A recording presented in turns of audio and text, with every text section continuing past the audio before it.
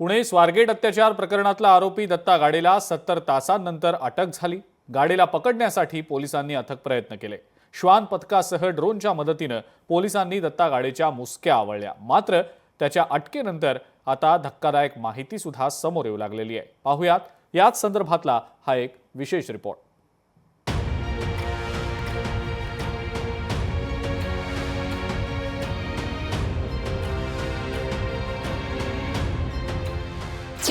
पुणे बलात्कार प्रकरणातला नराधम अटकेत।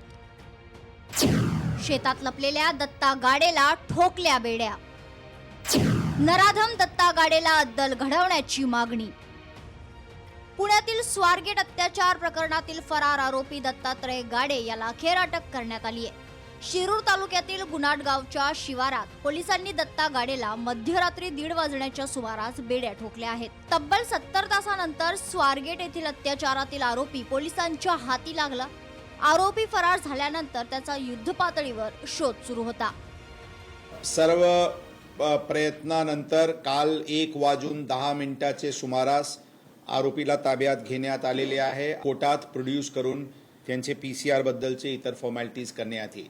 यामध्ये स्पेशल काउन्सिलची नियुक्ती होणार आहे आणि फास्ट ट्रॅकमध्ये या केसला आम्ही पुढे घेऊन जाऊन आरोपीला कडक ते कडक शिक्षा होईल यासाठी पोलीस दल पूर्णपणे प्रयत्नशील राहतील। बलात्कार करून दत्ता गाडे शिरूरला गेला। गुनाट गावाच्या हद्दीतील शिवारात तो लपून बसला। CCTV लोकेशनच्या मदतीने पोलिसांचा शोध सुरू होता। दत्ता गाडेला शोधण्यासाठी श्वान पथक ड्रोनची मदत घेण्यात आली। दत्ता गाडे एका नातेवाईकाकडे पाणी पिण्यासाठी गेला। त्यानंतर नातेवाईक महिलेनं पोलिसांना कळवलं।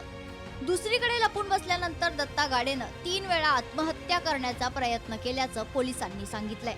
दत्ता गाडेच्या गळ्यावर काही व्रणही आढळून आले आहेत। त्याचे गळ्यावर काही लिगेचर मार्क आहे। त्यावरून लिगेचर मार्क वरून त्यांनी आत्महत्या करण्याची प्रयत्न केला होता अशा ते सांगतात।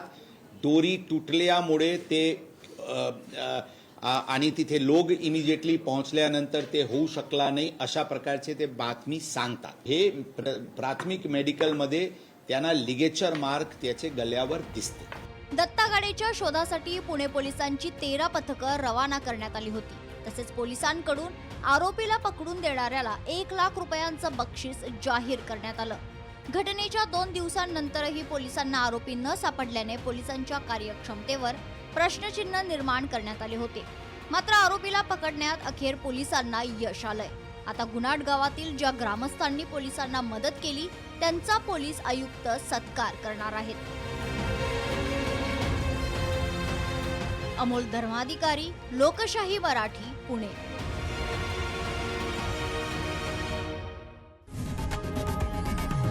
लोकशाही मराठी ऐका, पहा, जागरूक रहा।